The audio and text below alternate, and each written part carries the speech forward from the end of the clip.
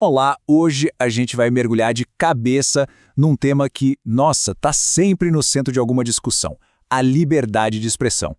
Todo mundo valoriza poder colocar as ideias para fora, mas isso sempre levanta aquela pergunta fundamental que é o que a gente vai explorar aqui. Afinal, onde é que termina a liberdade e onde começa a responsabilidade? Ok, vamos direto ao ponto. Falar o que se pensa é um direito absoluto? Parece uma pergunta simples, né? Mas a resposta, pelo menos do ponto de vista do direito, é bem mais complexa. A verdade é que nenhuma sociedade que funciona bem dá liberdade total e irrestrita para tudo, porque isso, no fim das contas, levaria ao caos.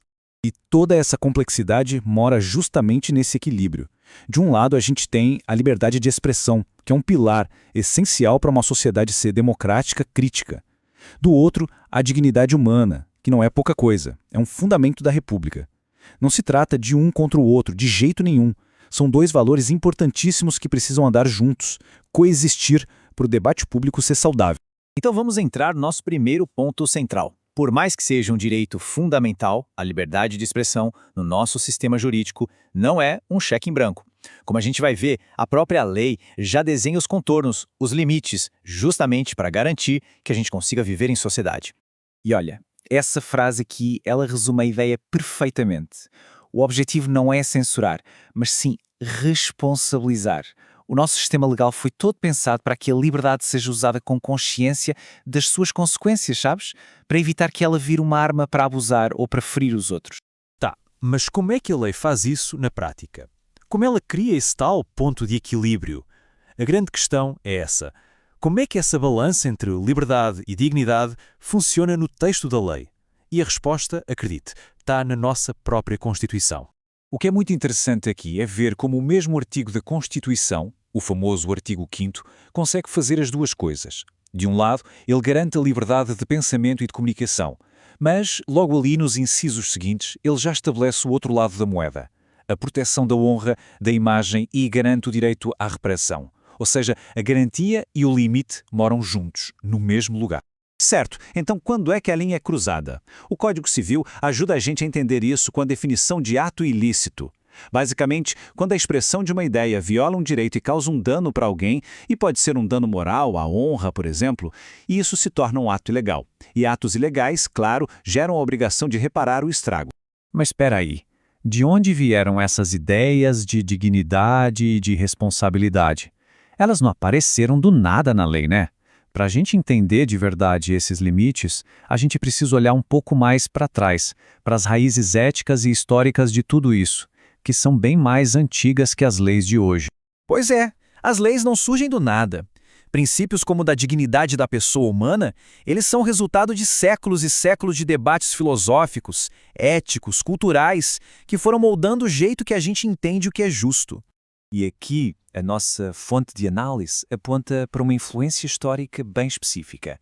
A tradição cristã, com aquela ênfase no valor que cada pessoa tem e na responsabilidade moral pelos nossos atos, e isso inclui as nossas palavras, ajudou a construir os alicerces éticos que, muito tempo depois, foram parar no pensamento jurídico do Ocidente. E aqui vale um aviso super importante para ficar bem claro. O ponto não é religioso, é um reconhecimento histórico e cultural, como a própria fonte destaca. A ideia é só entender como certas visões de mundo ao longo da história influenciaram a formação dos valores que hoje estão nas nossas leis, independentemente da crença de cada um. Beleza, agora vamos pegar toda essa bagagem, toda essa discussão e trazer direto para os dias de hoje. Como é que esses princípios, que têm centenas de anos, se aplicam no mundo superacelerado, às vezes caótico, das redes sociais? Ali, a velocidade e o alcance mudam completamente as regras do jogo. Esse número aqui é mais simbólico, claro, mas ele ilustra um ponto crucial. A tecnologia amplificou a nossa voz de um jeito absurdo. Uma única postagem, um comentário, pode ter um impacto milhões de vezes maior do que teria no passado. E isso aumenta o poder tanto para o bem quanto para o mal que as palavras podem causar, de forma quase instantânea e muitas vezes permanente. E essa aqui é a corrente de consequências legais no mundo digital. Olha só o caminho. Tudo começa com uma publicação ofensiva. Isso causa um dano real à honra de alguém. A partir daí, nasce a responsabilidade civil, que, por sua vez, leva a obrigação legal de reparar esse dano.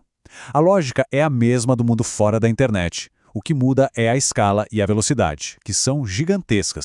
E assim, a gente chega na grande síntese de toda essa nossa análise. Liberdade e responsabilidade não são conceitos opostos. De jeito nenhum. Na verdade, são duas faces da mesma moeda. A verdadeira liberdade só existe de verdade quando ela vem junto com a responsabilidade. E cá estamos no ponto crucial. Essa frase resume tudo de forma brilhante. Falar é um direito, mas responder pelo que se fala é um dever jurídico. O direito de se expressar está lá, garantido, mas o dever de arcar com a responsabilidade pelo que foi dito é uma parte igualmente fundamental do nosso sistema. Então, vamos amarrar os pontos principais. A gente viu que a liberdade de expressão não é absoluta porque ela precisa ser equilibrada com outros direitos, como a dignidade e a honra. Vimos que a lei existe para lidar com os abusos e que liberdade e responsabilidade andam de mãos dadas para garantir um debate público saudável e civilizado. E para fechar, fica uma reflexão. Sabendo que as nossas palavras ganharam um poder gigantesco e que a liberdade vem junto com o dever da responsabilidade, a pergunta final volta para cada um de nós. Neste mundo tão conectado, como a gente escolhe usar nossa liberdade? Fica aí a reflexão.